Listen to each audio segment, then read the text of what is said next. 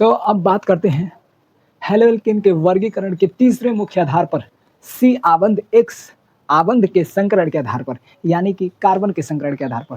तो कार्बन के संकरण के आधार पर भी 3 रूप से बांटा गया है, sp3 संकरण और sp2 और sp1, मतलब sp संकरण।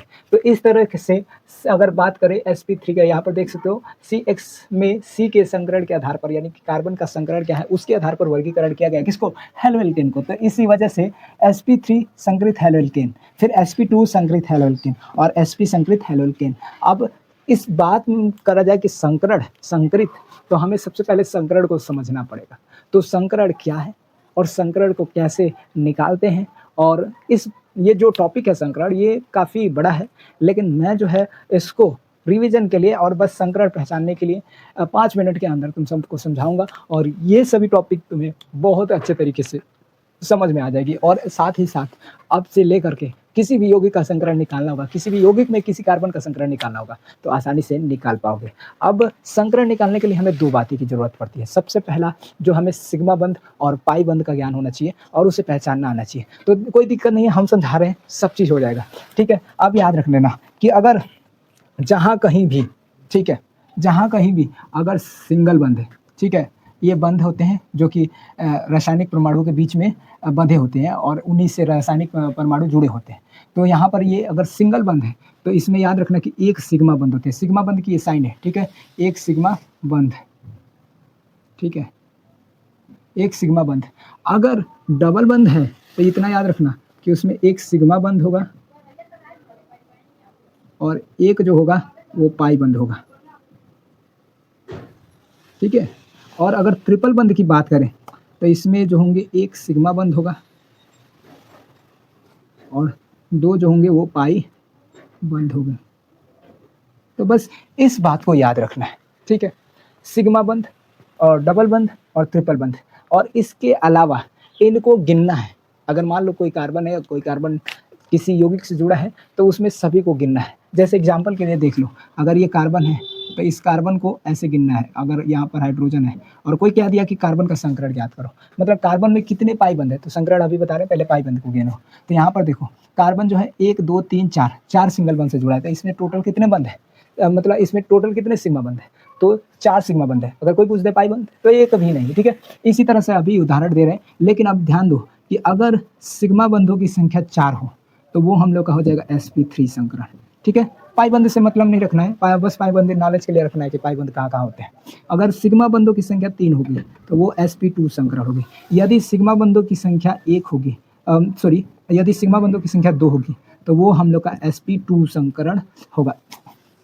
एक बार फिर से देख लो, यदि सिग्मा बंधों की संख्या 4 होगी तो sp3, यदि सिग्मा बंधों की संख्या अगर 3 होगी तो वो sp2, यदि सिग्मा बंधों की संख्या 2 है तो उसको हम लोग sp संकरण कहेंगे। और इस प्रकार से अगर उदाहरण की बात करें यहाँ पर, तो ये कार्बन है, 4 सिग्मा बंधों से जुड़ा है, 4 सिंगल बंध से जुड़ा है, तो सिग्मा बंध होंगे 4 और 4 सिग्मा बंध होंगे तो इसका संकरण क्या हो जाएगा, sp3। बहुत ईजी तरीके से याद रख सकते हो। मान लो ये कार्बन है और ये किसी 2 कार्बन से जुड़ा है, मान लो डबल बंध से जुड़ा है और फिर उसके बाद हाइड्रोजन से जुड़ा है, तो इस कार्बन का टोटल अगर संख्या गिने कि कितने सिग्मा बंध है और कितने पाई बंध है, तो पाई बंध 1 है और सिग्मा बंध कितने हैं, 3 है। तो जब सिग्मा बंध अगर 3 होंगे तो ये हम लोग का क्या हो जाएगा, sp2 संकरण हो जाएगा। अगर सिग्मा बंधों की संख्या 3 हो गई, ठीक है, अगर सिग्मा बंधों की संख्या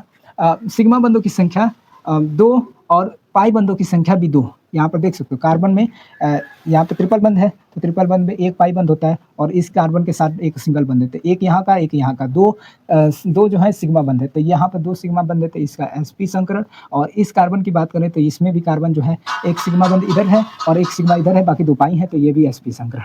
तो इन दोनों का, इसमें 2 कार्बन थे तो दोनों का संकरण जो है sp संकरण ही है। तो इस प्रकार से किसी यौगिक में किसी कार्बन का संकरण तो आप निकाल लोगे। बस इतना बात याद रखना। मैं चाहता तो इसे और भी डिटेल में बता सकता था कि ये sp3 ही क्यों लिखाता है, कक्षक क्या होते हैं, परमाणु के कक्षक क्या होते हैं, ये सिग्मा बंध पर ही क्यों इलेक्ट्रॉन संकरण होते हैं, लेकिन इससे अभी मतलब नहीं रखना है। जरूरत पड़ेगी तो हम डिटेल में सिखाएंगे। बस इतना इंपॉर्टेंट है और इतना याद रख लो ताकि कार्बन के संकरण हमें पहचानना आ जाए। जैसे ही हम कार्बन की संकरण पहचान लेंगे तो हम इसका वर्गीकरण भी याद हो जाएगा, याद करने की जरूरत नहीं पड़ेगी, लॉजिकली याद हो जाएगा, ठीक है। तो बिल्कुल लॉजिक के रूप में याद हो जाएगा। तो ये सब चीज़ें तुम लोग को याद रखना है, अपने जहन अपने दिमाग में रखना है, ठीक है। अब बात करते हैं sp3 संकरित हैलोएल्केन। अब ध्यान से सुनो, एक परमाणु ऐसे कार्बन से जुड़ा हो जिसका संकरण sp3 हो, तो यानी कि ऐसे कार्बन बनाए जिसका संकरण क्या हो, 3 हो। तो यहाँ पर देखो इस कार्बन का संकरण sp3 है, देखो 4 सिग्मा 4 जो सिंगल बंद है तो सिग्मा बंद है 4, और 4 सिग्मा बंद होते हैं तो क्या होता है sp3 संकरण। तो ये जो है sp3 संकरण है, और ये एक परमाणु इसी sp3 संकरण वाले कार्बन से जुड़ा है। तो ये पूरा क्या कहलाएगा, sp3 संकरित, ठीक है, संकरित हैलोएल्केन, हैलोएल्केन, समझ में आ गया। इसके अलावा फिर इस प्रकार से भी लिख सकते हो कि मान लो ये क्लोरीन है, ये एक हाइड्रोजन परमाणु है, इस कार्बन से जुड़ा है, और ये कार्बन सिंगल बंध से जुड़ा हुआ है, ठीक है। ये अच्छा है, इधर C2H5 है, कुछ भी, ठीक है। लेकिन ये क्लोरीन परमाणु इस कार्बन से जुड़ा है, और ये कार्बन 4 सिंगल बंध से जुड़ा है, यानी कि 4 सिग्मा बंध बना रहा है। तो ये कार्बन जो होगा sp3 संकरित कार्बन होगा, और इसको हम लोग sp3 संकरित हैलोएल्केन के श्रेणी में रखेंगे। इसके अलावा यहाँ पर भी देखो, मान लो एक क्लोरीन परमाणु है और ये किसी कार्बन से जुड़ा है, और ये हाइड्रोजन से जुड़ा है, और ये कार्बन फिर से अब जाकर के एक बेंजीन रिंग पर जुड़ गया, ठीक है। ये हम लोग का बेंजीन रिंग है, ठीक है। अब इसके अलावा देखो इस कार्बन की संकरण की बात करें तो ये इस कार्बन का संकरण क्या है, sp3 संकरण है, क्योंकि यहाँ पर देखो 4 सिग्मा बंध है, तो 4 सिग्मा बंध है तो sp3 संकरण है। और इसके अलावा भी बात करें तो यहाँ पर देखो कार्बन कार्बन डबल बंध है, फिर एक कार्बन है, और फिर H2, और यहाँ पर H जुड़ेगा, और डबल बंध है ये, और फिर H2, और यहाँ पर एक जो है हाइड्रोजन परमाणु इस प्रकार से जुड़ा हुआ है, एक हाइड्रोजन परमाणु इस प्रकार से जुड़ा हुआ है। तो अब यहाँ पर देखो हाइड्रोजन परमाणु जिस कार्बन से जुड़ा है, इस कार्बन के पास संकरण कितना है, मतलब पाई बंध जो सिग्मा बंध कितना है, तो 4 है। तो इसका संकरण भी क्या होगा, sp3 संकरण होगा, इसका क्या होगा, sp3 संकरण होगा। तो यहाँ पर देख सकते हो sp3 संकरित हैलोएल्केन में सभी कार्बन sp3 से जुड़े हुए हैं, और उसी कार्बन से हैलोएल्केन जुड़ा हुआ है, उसी कार्बन से हाइड्रोजन परमाणु जुड़ा है, हैलोएल्केन नहीं, हाइड्रोजन परमाणु जुड़ा है। तो इस प्रकार से इन सभी यौगिकों को हम लोग sp3 संकरित हैलोएल्केन में रखेंगे। लेकिन इसे पुनः वर्गीकरण किया गया है, पुनः वर्गीकरण किया गया है, और किस प्रकार से वर्गीकरण किया गया है, ध्यान दो। ये हैलोएल्केन कहलाता है, और ये बेंजलिक हाइलाइड क्या कहलाता है, ये कहलाता है बेंजलिक, ठीक है, बेंजलिक हाइलाइड कहलाता है, याद रखना, हाइलाइड। अब ये बेंजलिक हाइलाइड क्यों कहलाता है कि क्लोरीन परमाणु जिस कार्बन से जुड़ा है, और ये कार्बन डायरेक्ट बेंजीन समूह से जुड़ा है, इस वजह से हम लोग बेंजलिक हाइलाइड कहते हैं। तो इसको बेंजलिक हाइलाइड में भी, और इसको जो है एलिलिक हाइलाइड, ठीक है, याद रखना, एलिलिक हाइलाइड, एलिलिक हाइलाइड में बांटा गया। अब एलिलिक क्या होता है, देखो अगर कोई कार्बन किसी ऐसे कार्बन से जुड़ा है जो डबल बंध से जुड़ा है, तो उस कार्बन को एलिलिक कार्बन कहते हैं। जैसे यहाँ पे देखो ये कार्बन इस कार्बन से जुड़ा है, और ये कार्बन डबल बंध से जुड़ा है, तो इस वाले कार्बन को हम लोग कहते हैं एलिलिक कार्बन। और एलिलिक कार्बन से अगर कोई हाइड्रोजन परमाणु जुड़ा है तो वो एलिलिक हाइलाइड कहलाएगा। तो बस सिंपल इतना ही है, एलिलिक हाइलाइड। तो इसको भी पुनः 3 वर्गों में बांटा गया है, एक हैलोएल्केन में, एक बेंजलिक हाइलाइड में, और एक जो है एलिलिक हाइलाइड में।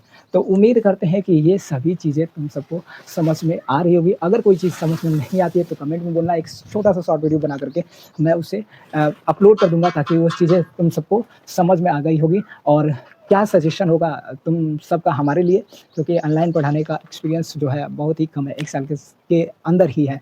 तो सजेशन अपना दे सकते हो कि हम अपनी स्पीड को कितना धीरे रखें, और कितना स्पष्ट मेरी आवाज़ है कि नहीं है, तमाम चीज़ें देख सकते हो। और ये वीडियो तुम लोग के लिए यूज़फुल रही है कि नहीं, यूज़फुल है तो ज़रूर कमेंट से लिखना कि ये वीडियो यूज़फुल ज़रूर टाइप करना, ताकि हमें और भी कॉन्फिडेंस हो, और भी हम बेहतर रूप से तुम सबको पढ़ाने वाले हो सके।